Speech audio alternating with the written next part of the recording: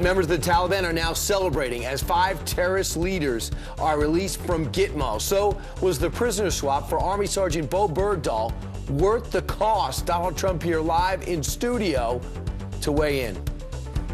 Meanwhile, do you want your son to grow up to play football? Yes. The president doesn't if he had a son. So just how dangerous is the sport? One of the game's very best. Adrian Peterson is here with the facts you're not hearing in the mainstream media.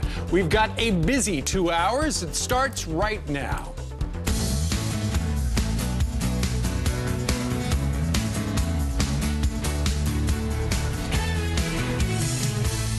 You know, it's hard to talk about Donald Trump as if he isn't just 5 feet away from us, staring at us right now in the studio. Right, Mr. Trump? That's right. He's staring at it, yeah. And we're going to talk to you about a whole lot in just about a few seconds here.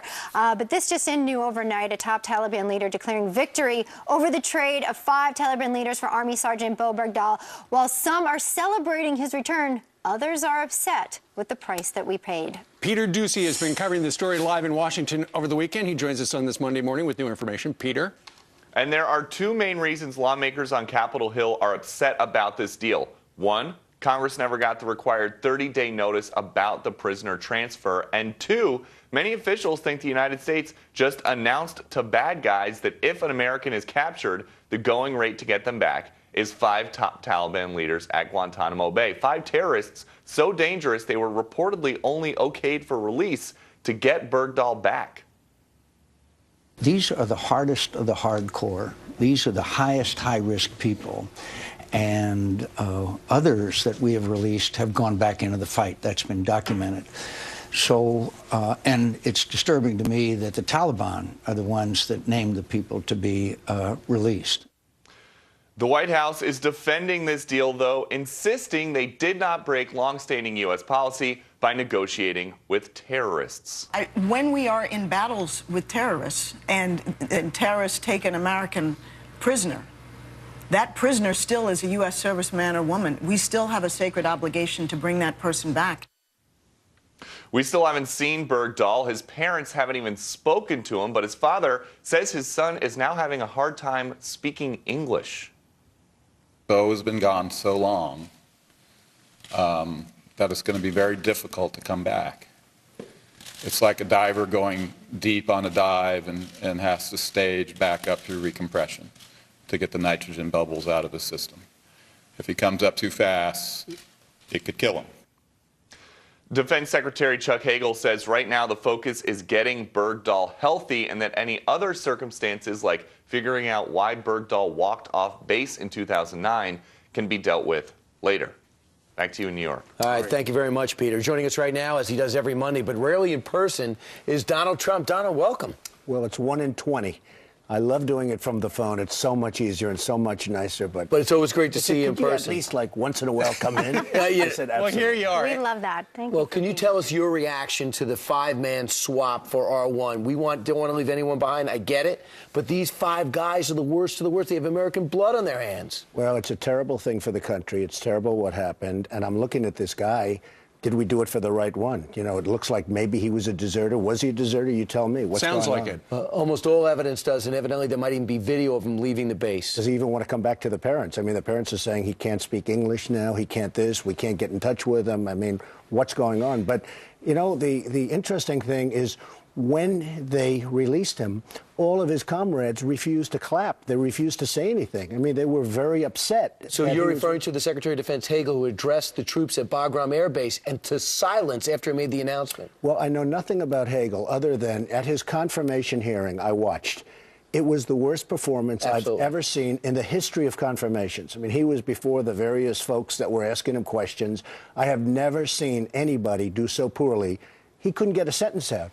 And he's our Secretary of Defense. So didn't do much better yesterday in explaining what went into it. This is a terrible deal we made, by the way. This is a terrible deal. Every soldier and every American is at risk right now. That was a terrible deal. Now, on top of it, let's hope that's not so, but we're hearing lots of bad things about the person we used and the person we took. It seems as though this is a systemic issue when it comes down to leadership here. You understand the art of negotiation. Susan Rice still saying we didn't negotiate with the Taliban here and the terrorists. But in fact, would you say that we lost this negotiation. Well, this isn't even close, and it's a terrible precedent. I mean, what we're doing is terrible. So now you have the soldier that's going to be looked into, and I think that's going to end up turning out to be a disaster. I mean, the father with the tweets, I don't know if you saw the father's tweets, but they were really, like, anti-American, you could say. Yes. But I think it's going to turn out to be one catastrophe. When was the last time you heard something positive about the United States? Like, how many years ago was it? You know, where we're doing this? Like, China, you look at their numbers, they're through the roof. Japan is doing, everybody. When was the last time you heard something positive? And now they do this thing for the so-called prisoner, and it's turning out to be a catastrophe. You just don't hear anything positive about this country. Unfortunately, it looks to many as if this was done simply for political reasons. You know, last week the president talked about, okay, in Afghanistan we're going to have 9,000 next year, 5,000 the year after that, 0 the year after that. And he couldn't leave this guy dangling there, so he had to do something. And what did he do? He negotiated with terrorists. It's the gang that can't shoot straight. That's our leadership. So they think they're doing it for political reasons. I think it's going to end up being a political nightmare. Even if this didn't happen with the soldier, and maybe he's fine. Maybe, you know, I hope that turns out to be fine, but maybe he's not. But you can't do this. You can't set this kind of a precedent, and it puts every American soldier, and actually every American, in danger. There's no question about it. This is a horrible trade, and these were real leaders of the Taliban. I mean, this is not just your average person in the Taliban. Directly interacted with bin Laden and set up the affiliation with al-Qaeda and the Taliban in 2001. This is a real problem. This is a real problem. And I know friends in the military, they cannot believe. And, you know, they say, hey, if I get caught, if I'm caught, I understand the consequences. What they did here was so bad and so inconceivable, and it's just another mistake by our leadership and by the Obama. And we don't set the terms of the negotiation, right? In this case, we were not the ones that set the terms. So, Elizabeth, we don't even negotiate. What kind of a negotiation? They knew what this is a bad negotiation anyway. Every time Steve tried to call you over the last few weeks, you've been away, not picking up. You've been traveling. Where have you been going? Well, I've been all over the world. I've been in the Middle East, which is, by the way, booming. You know, Saudi Arabia makes $1 billion a day. $1 billion a day. Now, we owe $17 trillion. Right. Saudi Arabia is making $1 billion a day. I was in Dubai. I'm doing a big project in Dubai. Dubai is booming. You have to see the airports. They're building the largest airport in the world.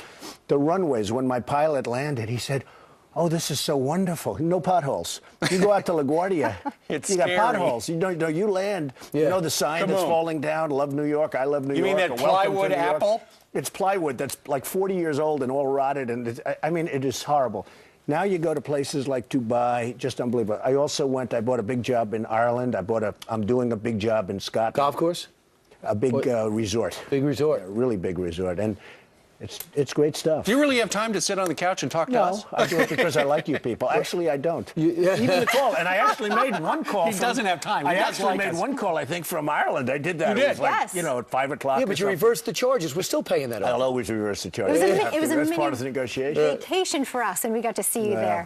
It's my honor, and you people have a great show. And it is my favorite 15 minutes of the week. Well, ours too. That's why we wear our Donald Trump I neckties. noticed that. I like those. All right. I think you guys are great. Thank you very much. Thank you, Mr. Trump. All right.